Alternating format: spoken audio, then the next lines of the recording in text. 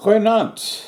Good evening, fellow South Africans. And if you are a teacher or in education and are looking at migrating from South Africa, I have some excellent news for you, which is breaking today. Okay? So if you have a family member or a friend who's in the teaching profession, this is for schools and stuff like that. Listen to this. New Zealand.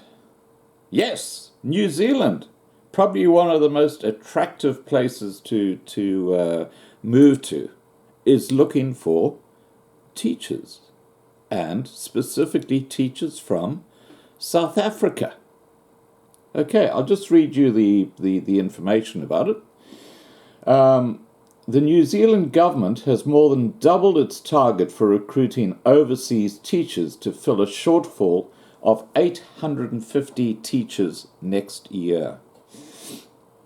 Only 3 weeks after the Ministry of Education announced a target of recruiting 400 overseas teachers by the start of next year, Education Minister Chris Hipkins has raised the target for 2019 to 900 overseas teachers.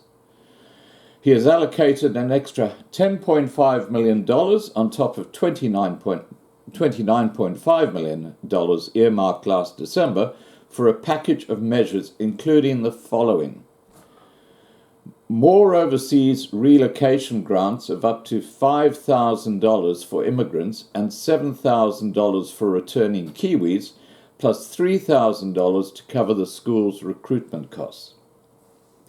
A new grant to encourage schools to employ newly graduated New Zealand teachers. At present, only 80% of new graduates get teaching jobs, despite the teacher shortage. And third, expanding the current short-term policy of free refresher courses for teachers returning to teach after an absence, so it can be used by overseas teachers to meet certification requirements with the Teaching Council. Teachers required to repeat or reset aspects of the program will also have their fees waived.